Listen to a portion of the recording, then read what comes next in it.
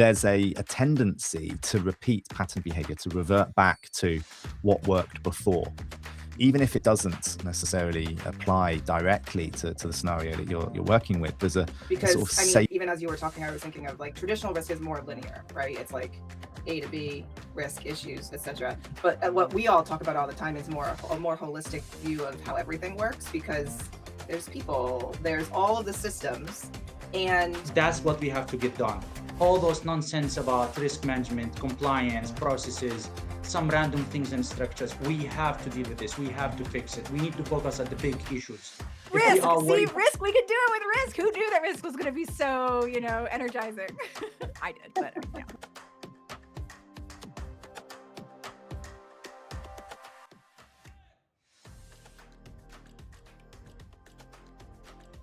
We'd like to start with maybe a bit of an open question, see where you go with it. How do you spend your days? That's like a long, elaborate question right now. I'm a Cancer. I like long walks on the beach. No, so how do I spend my day? Well, so thanks for having me on the show. Long-time listener, first-time caller. I am, how do I spend my day? So I am the director of an organization called the Risk Collaborative. It's a nonprofit initiative that is focused on supporting all organizations in the third sector on improving their risk management approaches and thinking and methodologies and frameworks and tools and whatever you want to call it.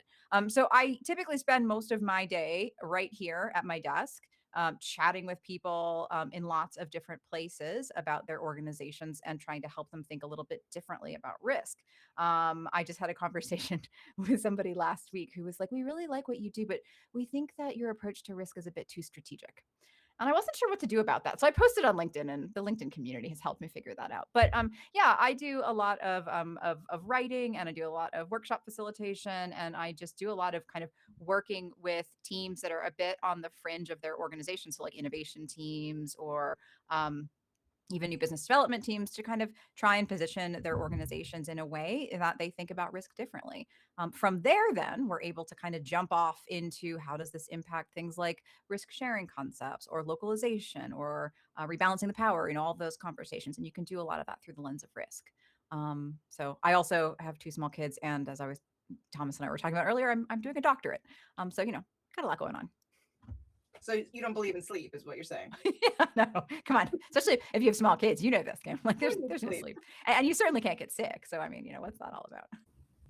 I got really intrigued there when you said you were accused of thinking about risk too strategically. I know you said you responded in the post in a certain way, but behind the post, how did you feel? How did you respond? What was your reaction to that accusation? As I said in the post, I kind of, I said thank you, and I laughed, genuinely. And for me, what it was really a great snapshot into, again, how so much of the sector thinks about risk. They think about it in a very, very traditional compliance way, as opposed to thinking about it as strategic and how it can help organizations make better decisions. The type of risk approach that I take is we start with what is the organization trying to achieve. So we start with objectives, and whether they're strategic objectives or a project objectives or a team objectives, that's where we start. And then we do the risk analysis out from there, because the traditional approach is quite kind of negative. It's all risk list, all the horrible things that might happen. And then you do this quasi math impact likelihood kind of nonsense, and you come up with something that's 83 lines long, and people only look at once a quarter when they have to dust it off and give it to the trustees. So it's like, it's not super helpful. And so I think, the folks that I was talking to originally were like, yeah, we want to do risk. And I started talking to them, and then they were like, oh no, this is not what we want. And it was like, they want compliance, right? They want somebody who's going to go through, look at all the regs, say, this is exactly what we have to do, build me a tick box, and then I can go and repeat that. That's important. It's all well and good, but that's not risk. So you really are expanding the definition, because I mean, even as you were talking, I was thinking of like traditional risk is more linear, right? It's like A to B, risk, issues, etc. But what we all talk about all the time is a more holistic view of how everything works, because there's people, there's all of the systems. And the way when I was just listening to you talk, I'm thinking about, well, what is the risk of missed opportunities? What are the risk of, all of these different things? And if we can start to balance that, it becomes a lot less linear, but that is uncomfortable. Yeah. I mean, I think, the definition of risk that I use is the International Standards Organization. It's ISO 31000. And I love it because it is 6 words.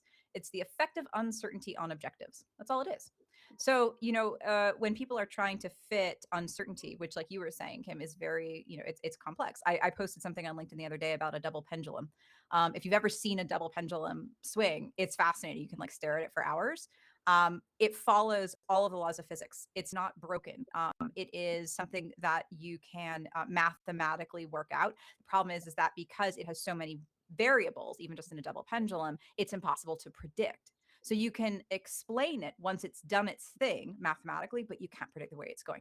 That's the environment that most third sector organizations work in, right? We work in complex or complicated, depending on kind of your 2x2 quadrants that you look at, environments with lots of moving parts. And oh, by the way, we're dealing with human beings. We're not dealing with manufacturing, which is a little bit easier to predict.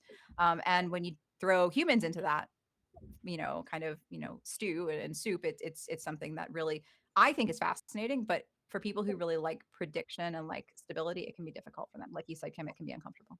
So I've got to say, so now I've never heard of that definition of risk before. And now it makes sense to me why you and I often have the conversations that we do, because I'll be honest with you. I mean, Humanitarian works in operations, and I often think of risk in the compliance bucket. But right now I'm working on this methodology that I'm kind of putting together that's literally about helping people build the capacity to make decisions and take action when the future is uncertain. And that's exactly what you just said. So this is like a whole methodology to help people do that. But I love what you've said in the past, which is that risk is a very accessible entry point to this conversation, because it can feel very big and scary for people. But when you go in through the entry point of risk, people are like, compliance, there are real tangible incentives for people to have that conversation. So if that's the entry point to a broader conversation, I mean, so be it. Yeah. And I think that it's really important now. Oh, sorry, go ahead, Ali. No, I just wanted to supplement what Kim mentioned, because I also think risk management or risk oversight means different things, depends on which level you are working in. If you are, let's say, at field level, area level, it's more around access, safety, security. You move to country level, it gets a bit more around compliance and overall, let's say, organizational positioning and how they would deal with local partner and how they define risk and all that. You go to HQ, it is strategic risks, enterprise risks, reputational risks, and all kind of like different type of risks in that category. Yes, maybe the approach toward overseeing it is the risk register or risk matrix or that nice flashing Excel sheet. But at the end of the day, it does mean different things to different people, depends on where you are sitting. So I agree with that. I think that's the way that we have traditionally done it. And actually, if you look at some of the literature that's been coming out over the past, goodness, now I would say maybe 5 years or so, particularly when the Grand Bargain kicked off their work stream around risk sharing, right? You can see that mapped out in the data that there are different threats. Now, I'm going to back up here a little bit. When we talk about risk is a two-sided coin. One side is threats, but the other side is opportunities. Because remember, if we go back to our definition, the definition is the impact of uncertainty on objectives. And uncertainty can be positive or negative, right? If you've ever gambled, you can win big, but you can also lose big.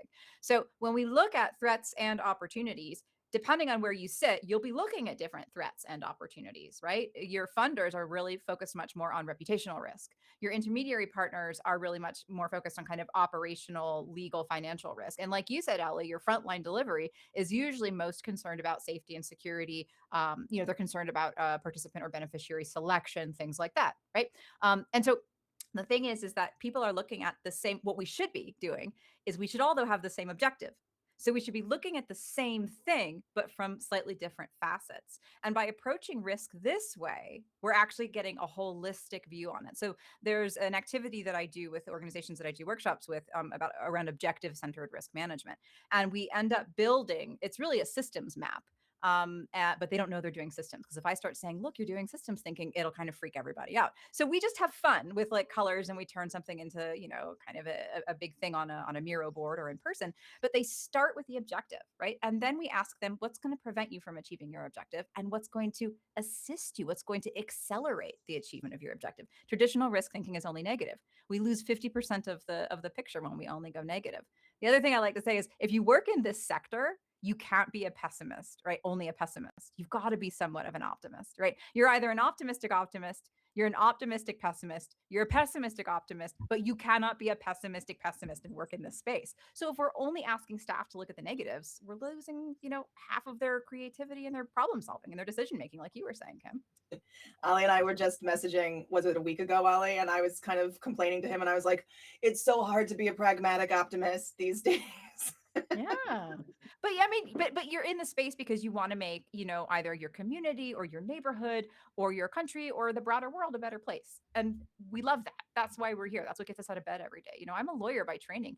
If I was interested in money, I just would have gone to help rich people argue about things, right? But I wanted to use my powers for good instead of evil. So here I am talking about risk with you guys. I want to come back to what you said about objectives and everyone having the same objectives. I remember working once with someone who was doing something phenomenally innovative, and it was groundbreaking in terms of what the aid sector does. It wasn't necessarily groundbreaking in terms of technology or initiatives. It's been done many, many, many times by other organizations in other industries. But for the aid sector, it was really, really innovative. But as a result, it was really straining the control, compliance mechanisms and measures that we had in place. And so it was forcing the organization to ask so many questions about its own sort of way of being almost. It was bordering on existential, although no one talked about it in that way. But it was certainly challenging and asking some navel-gazing questions around, well, who are we? What are we? What do we do?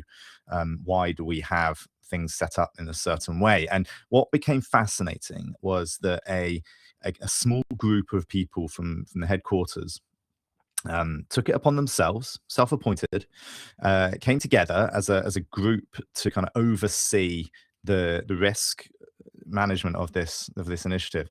And their stated objective was to safeguard the interests of the organization.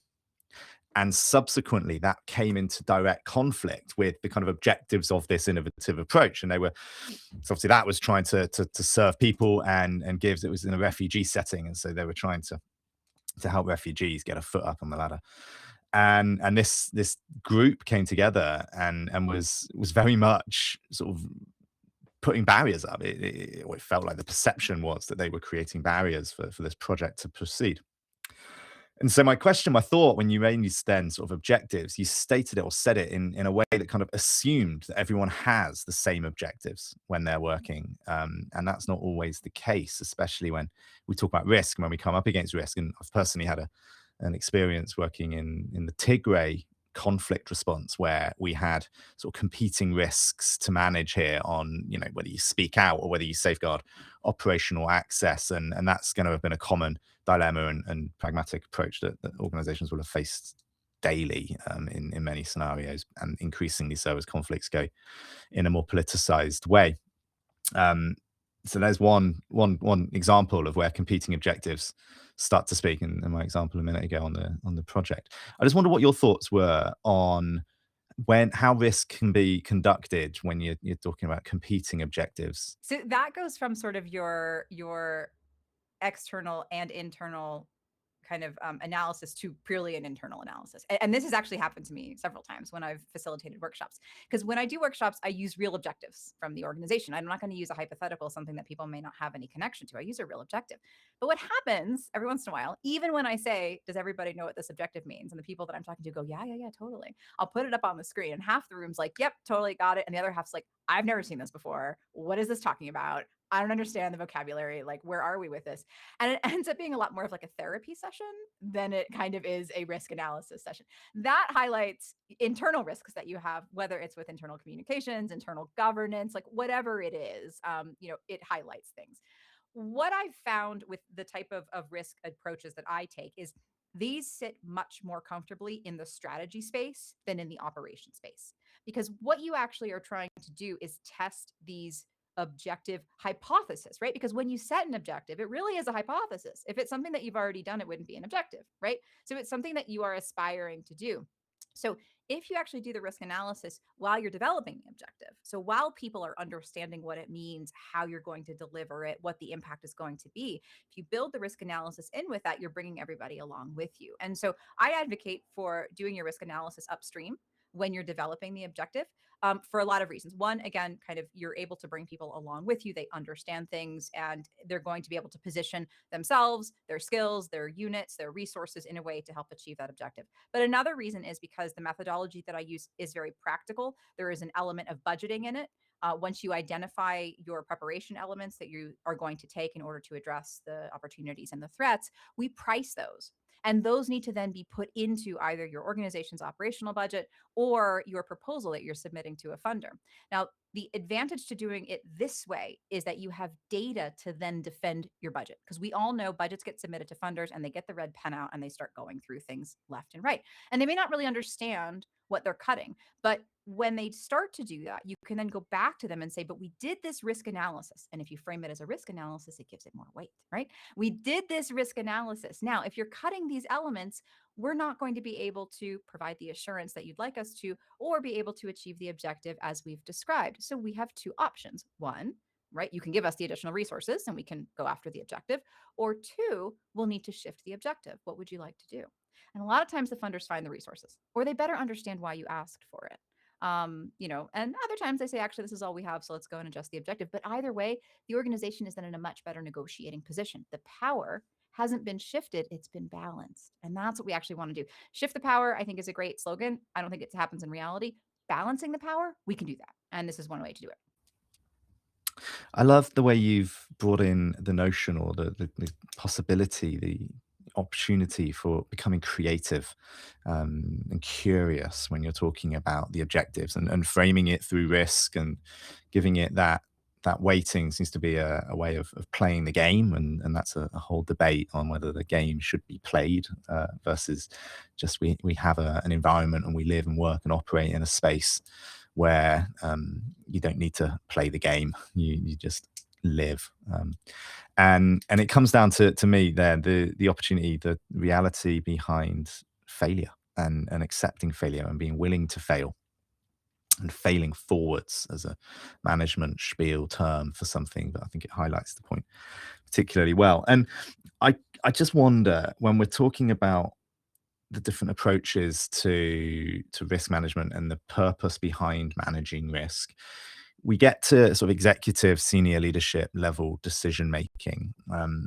And if there isn't an appetite, an environment within an organization to fail, to enable, to enjoy failing forwards, then you're going to create an environment where you bottleneck decisions in executive leadership. And executive leaders, particularly when it comes to points of conflict, points of tension, points of uncertainty, points of high risk, there's a tendency to repeat pattern behavior, to revert back to what worked before, even if it doesn't necessarily apply directly to the scenario that you're working with. There's a sort of safe thinking that you can't be criticized for something that worked in the past.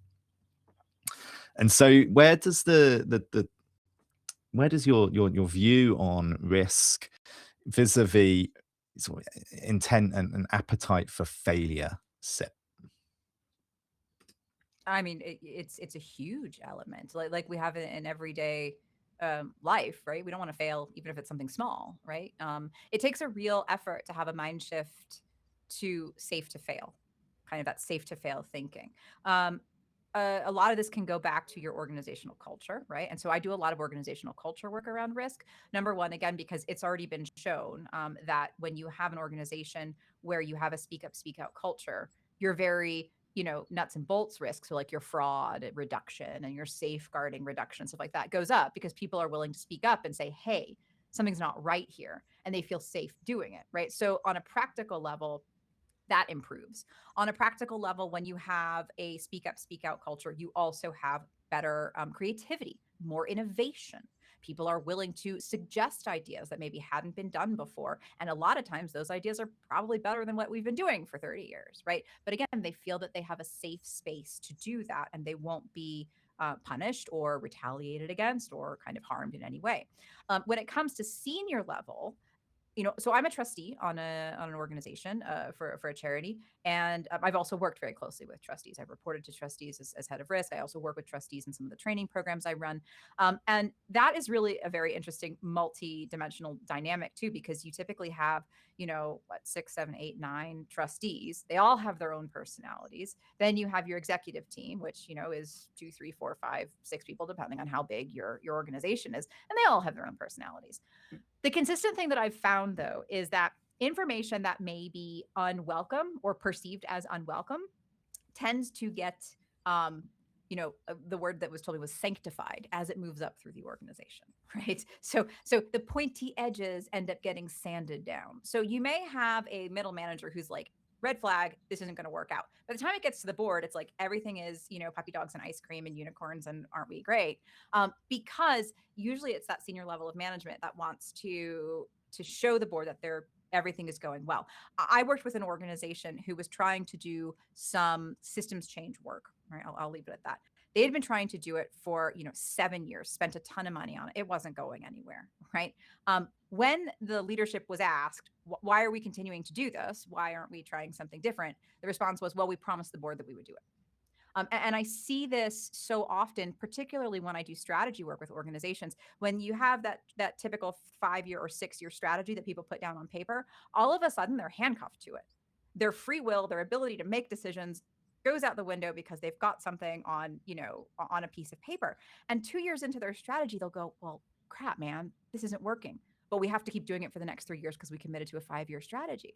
And so one of the things that I encourage organizations to do is actually do a 3+3, right? Do a 3-year strategy, plan a reflection in the middle, and then move on to your next 3. So when you're doing your strategy development, spend a lot of time and detailing around your first 3 years, plan in a reflection, and then have a general direction for those second 3 years.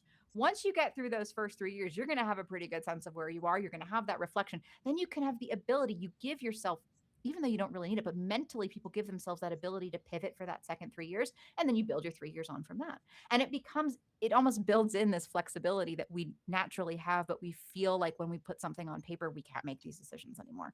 So it's huge culture stuff. And usually when I go into organizations, one of my biggest cheerleaders is the people and culture team, the HR team, which is really funny to me because they tend to want to do these things. They see these things. They see burnout. They see people are stressed. They see people are, reporting the same repeat offender for retaliation or whatever, and the organization isn't changing. And when I come in and I start talking about it through risk, they go, oh, we can hook onto that because they'll take you seriously, but they're not taking us seriously anymore. So and actually, no, we've talked about this, and I love this so much because, as you know, a lot of the work that I do is spent thinking about what we can learn about complex and collaborative change, right? And like, it's real sticky. It's challenging stuff. And a lot of times people are getting stuck on it right now. And so we've talked about finding the cracks of opportunity for change, right? So when you can't just kind of go in and say, we're going to change everything from a psychological perspective, what are the cracks of opportunity and how do you get in there and kind of embed yourself? And you said this before, Sabrina, and I thought it's so practical, which is why I like it. People understand the language of risk and they listen to the language of risk. So if I go in with like squishy psychology and culture and like, mindset change, people kind of glaze over. Systems change, they like run away. But if you go in with the language of risk, people understand that, especially people in power understand that. Yeah. So talking about a crack of opportunity, if you can reframe whatever you're trying to change using the language of risk and using your definition, it's such a holistic definition that you really can do it in good conscience. You're not trying to trick anyone. It's just a really interesting entry point. And I do think it changes how people will perceive it and then the actions that they're able to take. So I have been thinking about that quite a bit recently, about how even in my own world to kind of code switch. And it is code switching. So for anyone out there who doesn't live in the world of risk, does feel like code switching for a little while. Yeah, three things I noticed last year, especially last year, when it comes to risk management. The first one, it was the card that been used over and over again whenever the conversation goes toward localization or working with local or national actors. The second thing I also noticed that when international NGOs, they started doing the restructuring, organizational change, XYZ at global level. One of the roles that they started cutting from the structure was this risk management advisor, risk management specialist, operations advisor, XYZ. And later on, they realized that, oh, now who's leading that, who's providing advice on that, etc. And then they wanted to go back to that and try to fix it. And the third thing is not like an observation. It's something I also used when I was working at country level. If you want to get some attention, especially if you are a country, you want to get region or HQ attention, you brand it as a risk. So if you need support at program level or access level, or you need someone to be deployed from HQ to provide some kind of training or check something, or you just brand it as a risk. You say, we have operational risk, we have program related risk, we have XYZ risk, and then you get attention. So I also think that sometimes it's overused, but other times it's a political tactic to get some kind of attention from region or HQ if you are working at that level. I'm willing to use it as a political tactic if we can get risk sharing and localization on the table. I'm absolutely willing to use that as a Trojan horse. So how do you use it, Sabrina, when, so there's a lot of, I'm seeing in organizations and in leadership, kind of two different ways of responding at this point. The first is, I think Thomas mentioned this, people are just defaulting. They feel like they need to act, they're not pausing, and they're defaulting to action, but that means that they're going with what they're used to, right? What might have worked 5 years ago is probably not going to work right now, but that's what they're comfortable with. So they're kind of going with that. And then the second is analysis paralysis, where people are just so overwhelmed, they're stuck and they're kind of frozen. They're still in that bunker mode. How do you use risk to get to have people make decisions, but like intentional, deliberate, values-based decisions? Because that's what's getting to your like rebalancing power, all of that type of thing. Yeah. I mean, well, again, I think if we go back and we break down risk, right? So many people use risk, they just say risk, our big arm wave, right? I really try, and not to get too technical, but talk about threats and opportunities, because that's what risk is. It's threats and opportunities. So if we talk about people who are in analysis paralysis, reframe it around opportunities. That typically can wake people up. Well, how many more children can we reach? How many more hectares of forest can we protect? How many more elderly people can we check in on and make sure that they've got, food and heating oil for the wintertime and things like that, right? That typically kind of can snap people out, at least our people in the sector, snap people out of the doom spiraling, right? Let's refocus them on the positive. And even by just doing a risk analysis against opportunities, that is valuable, right? You don't always need to look at the threat. So that's one way of kind of getting people out of that doom spiral. There's a really interesting, are you guys familiar with Dave Snowden and the Cynefin model? If not, definitely check that out. Yeah. Okay. You are, Thompson. Yeah. So he does a lot of work around like complexity thinking and particularly complex adaptive systems. And he uses a lot of kind of organic language, or organisms and things like that, the substrate and stuff like that to describe it. But that's where I think we are right now, right? So obviously when everything happened last January, it was a shock to everybody's system. And like you said, Thomas, people are grieving. And I think people are still grieving. You see it on social media all the time, right? And I think we need to continue to acknowledge that. What people were trying to do in the immediate aftermath of that was respond to a chaotic environment, right? So if you look at the Cynefin model, and I'm probably going to misquote this, and so if Dave's listening, please don't get mad at me. But with it, when you're in chaos, you have to immediately react, and then you can kind of pause and you can kind of regroup and then put some thinking behind it. What's interesting about chaos, though, is chaos doesn't last very long. Chaos eventually settles. It settles into some sort of pattern, whether it's complex or complicated, it will settle. And so your kind of best bet is to anything that you have control over, take action. I do a lot of organizational fragility work with organizations as well, because when we're talking about threats, so much effort is put on predicting. How can we predict this? How can we predict that? And I always say, don't predict, prepare. And what that means is look at where your organization is fragile versus where your organization is resilient. When you identify areas where your organization is fragile, then ask yourself, is this part fragile because it is inherently fragile and there's nothing I can do about it? In which case, we need to start talking about how we can buffer that part of the organization. So fundraising, right? Over-reliance on one big funder. Sound familiar to anybody? That's a huge fragility for an organization. And that was on people's risk registers till the cows came home. So how effective were the risk registers with diversified funding? Not very, right? But if we do organizational fragility and we say, look, this is a fragile element. If your only funder is going to be one, and that's just the way you're designed, okay, how do you buffer that? But if you have the ability to redesign that fragile element of your organization so that it can be more resilient, do it. Right. So in chaos, when all of this was happening, you quickly found out where your organization was fragile and you didn't have the luxury of time to buffer or build or redesign it, right? That's kind of where we are now, though. So you had to stop the bleeding. And now you have to kind of stand back and say, what did we learn from this? And what are we going to take that learning and apply it to moving forward? And I think that the fragility lessons are huge. People know what they are, but they may not want to write them down or say them out loud. But you know what those fragility things were when you were going through the past 18 months. And then really having hard conversations about what's our mission, what's our purpose, right? Why are we here? Have we had scope creep over the past X number of years? And what are we going to double down on? And the organizations that I see that are kind of coming out of this redesign, whatever they're going to call it, are the ones that are really being very, very honest about their scope and being very honest with their staff about the scope and just keeping things within that scope until they have a better sense of what the future is going to hold. So, in the current climate, the current moment, when big INGOs are being forced to question how they exist and what their role is in a wider sort of ecosystem of aid and a much broader, much more diverse scope of humanitarian space and actors that are considered part of humanitarian space. How can the risk management conversation help navigate into a new environment, a new way of being, as opposed to being too familiar a language that we continually just stay stuck in a pre-existing mindset and a kind of way of being able to just survive as we were and revert back to the way of being that we have been for decades, with that global global north, top down. We're looking at a status quo. We're looking at the power of kind of unilateral one size fits all. We're a hammer looking for a nail.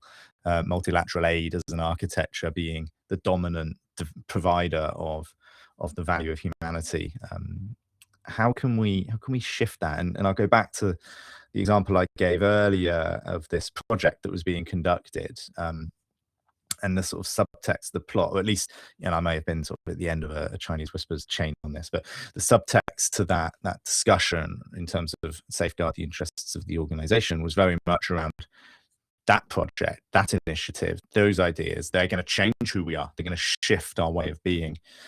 And that's a discomforting thought to have. And it challenges foundational understandings that certain people have become entrenched with and become identifying with.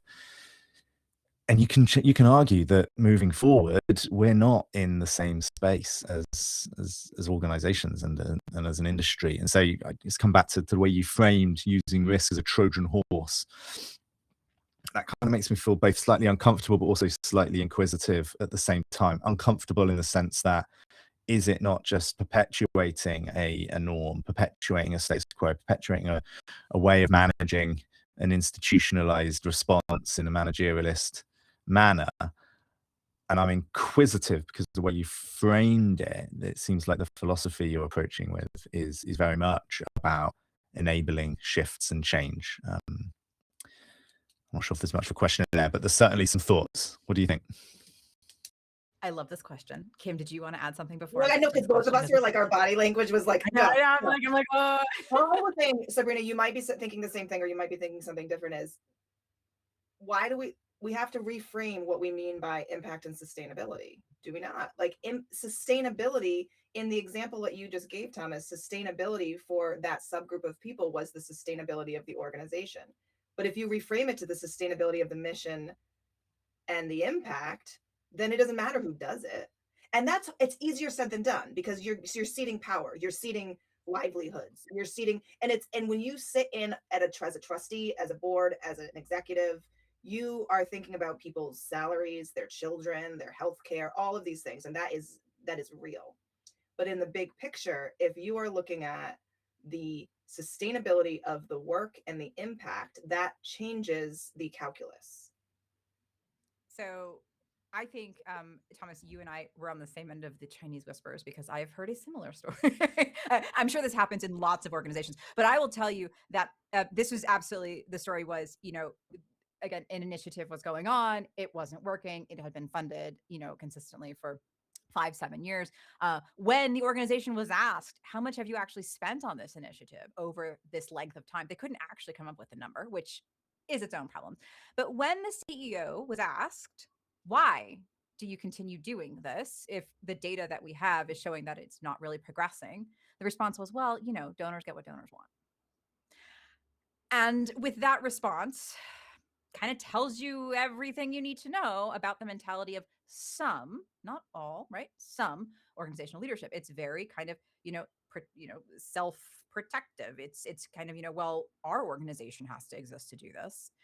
So I think, that happens. I think that is a way of thinking that's gotten us into the situation that we're in right now. And I do think, as Kim was talking about earlier, we have a crack in the door with everything we've gone through in the past 18 months to kind of say, that way of thinking needs to be challenged whenever you hear it, and you need to be confident challenging it. Now we go back to, do we have the organizational culture to challenge it and all of that? So that group of people that kind of identified themselves to protect the organization, they were protecting the entity. They weren't actually protecting the organization's purpose, right? They were protecting the organization as being an ongoing concern, as they say.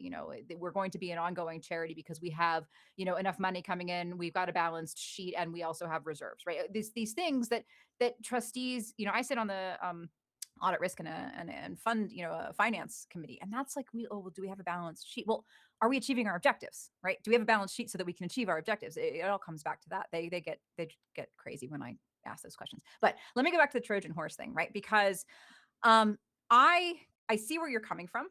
And I'm going to riff off of what Kim said about reframing risk, because you're coming at risk with a traditional vintage approach of risk, right? We're looking at risk from the funder's point of view. And by doing that, we're going to continue to replicate a system that's not actually working for anyone. Whereas I want to change it. And I want to look at risk from the objective's point of view. And this goes into my primary research that I'm doing for my thesis right now, is saying, as Ali said earlier, right? You've got different people who see risks in different ways, but we should all see the objective. Let's take a project objective, right? Child and maternal health, right? In Upper Egypt. It's a project I worked on when I was living in Egypt, right? We all want to reduce, early childhood, deaths and women, who are giving birth, who will reduce that, right? That's our objective. Now, your funder's going to have a view on it.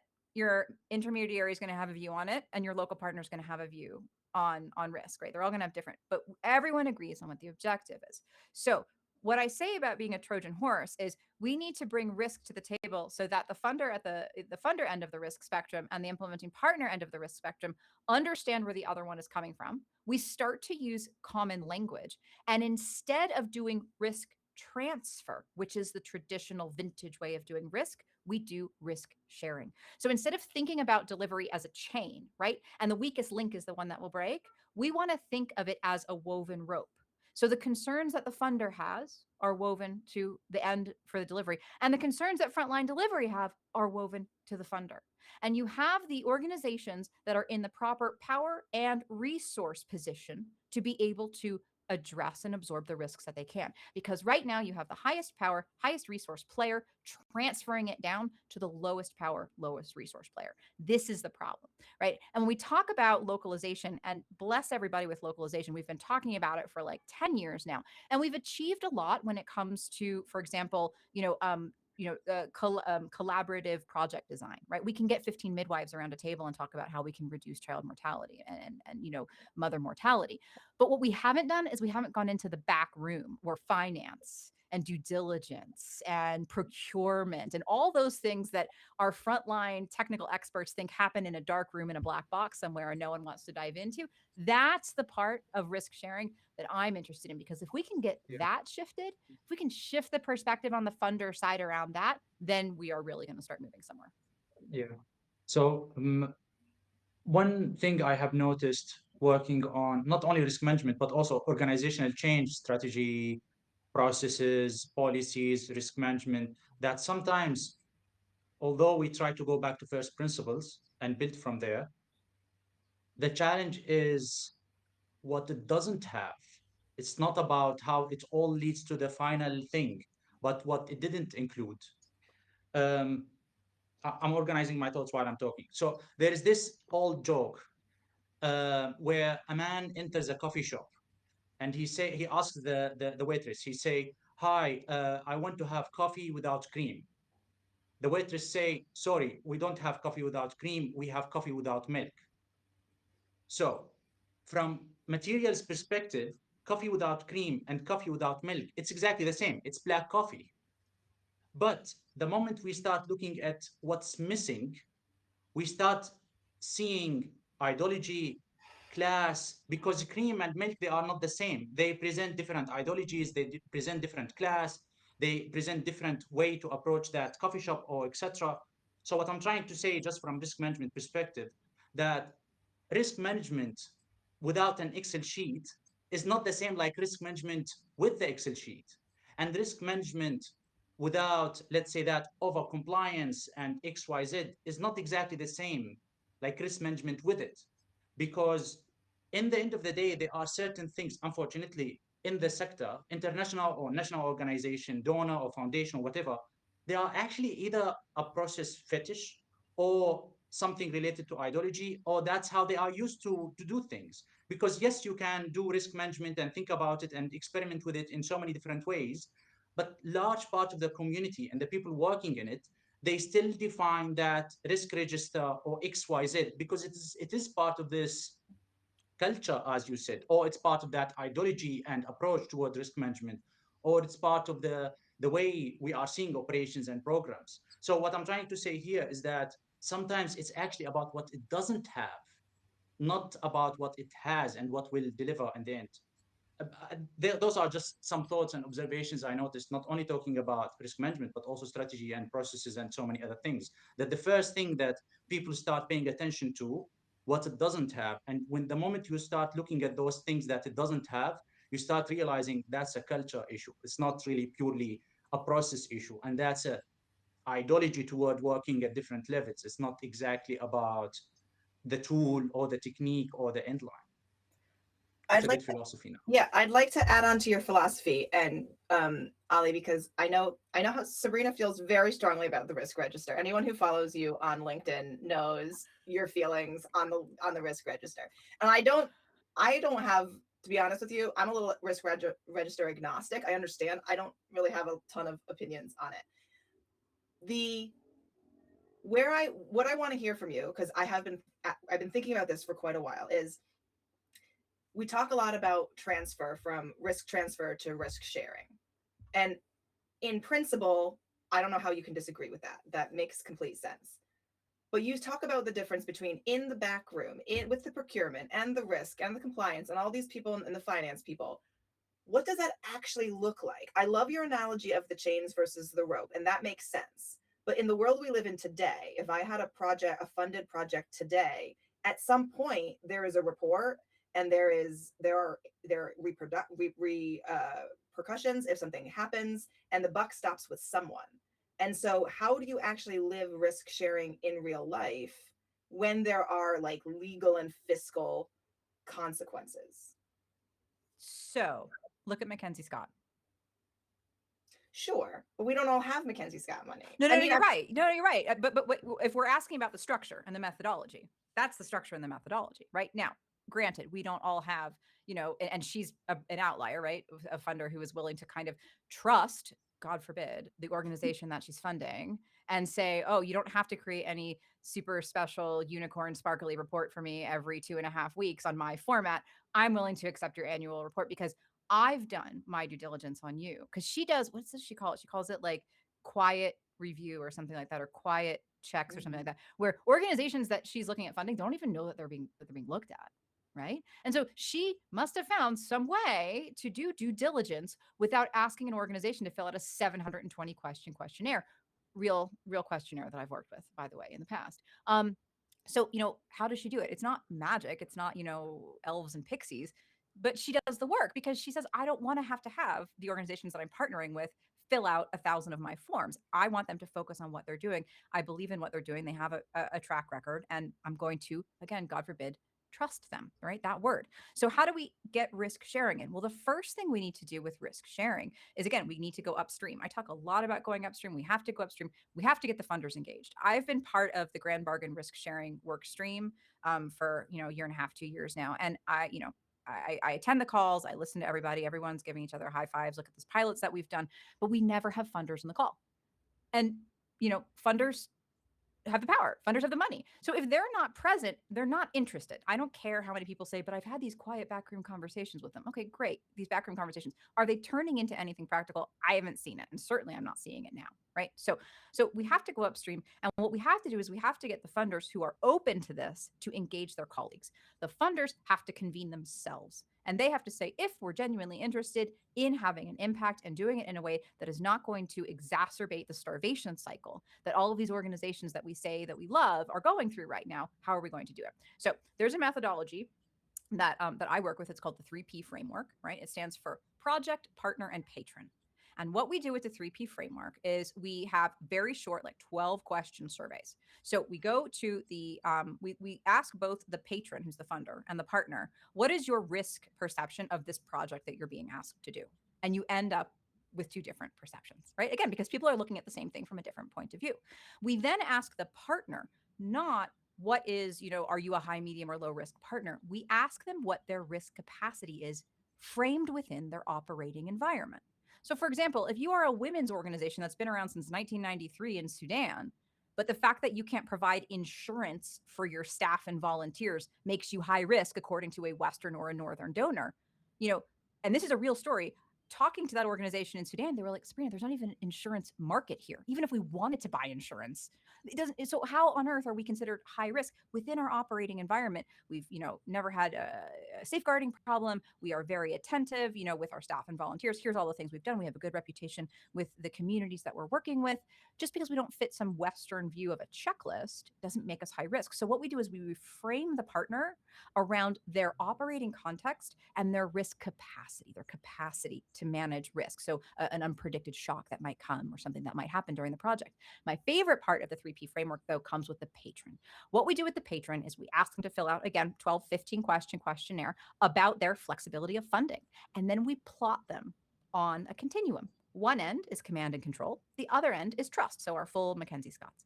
They love to say that they are on the trust end. Oh, we are partners and we localize and this, that, and the other. But when they go through that questionnaire, they typically end up in the command and control side. Now what we have is data that we can start to triangulate and come up with common language. And then the partner understands the flexibility that the patron may or may not have. And the patron understands more the operating environment that the partner is coming from. Then we will sit down with the patron and say, how much flexibility do you have? Can you adjust this procurement rule? Can you adjust this financial accounting rule? Can you adjust the reporting rule or whatever? When you say, Kim, oh, well, it's legal and it's regulatory, 9 times out of 10, it's not. 9 times out of 10, it's just the requirements that the funders put around their money. Right now, if we're talking about bilaterals and multilaterals, fine, right? But a lot of times there is flexibility. Or even the recipient. Sometimes the recipient just has higher standards than they actually need. So what I'm hearing from you is that you're trying to weave that rope. Yeah. And the thing is that our sector has been really awesome at talking to ourselves. We have lots of convenings and calls and organizations that are all about reimagining this and shifting the power of that. We talk to ourselves till we're blue in the face. The problem is that the people who are holding the power aren't at the table. And it's at this point, I think we have to say we've fought the good fight. Unless we really start getting upstream, we're not going to get much more traction when it comes to risk sharing. I'm rapidly getting to that point. And that's where pragmatic optimism gets hard. Yeah. But there's ways we can do it. Sorry. I also think we are, in general, this is our generational fight. I believe that's what we have to get done. All those nonsense about risk management, compliance, processes, some random things and structures, we have to deal with this. We have to fix it. We need to focus on the big issues. If we are worried about climate change or hunger or health and all that, we need to get rid of this nonsense with policies and processes and outdated governance and outdated way of thinking and all that. I fundamentally believe that those who came before us, okay, they set the stage, they set the foundation, they did so many things so that now we could start focusing at the issues. But now for those people who would come after us, we need to fix this. We need to do something about it. And yes, of course, there are so many things like the Grand Bargain or so many tons of working groups here and there and meetings here and there and documents being generated every day and webinars and podcasts and articles and all that things. And, maybe we have to do more. The main thing, we need to get this done. And I'm so happy, Sabrina, that you are working on that. And I'm more than happy that Also, like many people who are listening to our conversation, they are also trying to address it. But this is our generational fight from my perspective. Couldn't agree more. I'm getting bumped here. Let's do it. Risk. See, risk. We could do it with risk. Who knew that risk was going to be so, energizing? I did, but I mean, yeah. I love it. I absolutely love it. Sabrina, the energy you've brought to the conversation around risk in particular, but also just the dialogue today has been absolutely wonderful. I think we're probably at time, so we're going to have to say thank you for everything that you've brought to the conversation. I really think it's been a conversation, it's been an episode that people are going to love listening to, because it's kind of grounding an awful lot of the sort of fears of change and the direction of change, the trajectory that people need to go into a language that they're familiar with. And we talked around that quite a lot. We talked about the traps of familiarity, of pattern behavior, but also the potential, the opportunity that people have got with their existing frameworks and structures on risk to navigate a way forward. And your headline message, if I understand it right, is shift from managing risk as a compliance strategy to managing the risk of not meeting objectives, or the risk of objectives. That's a great way to think about it. So hopefully it will be a useful episode for people to listen to. So thank you very much. And Kim, Ali, thank you as always. Risk in the round. I love that. Thank you guys so much. And I'm gonna pick up the flag with Ali. This is our generational our fight here. I think this is what we gotta do. Thank you so much. Until next Bye, y'all. Bye-bye.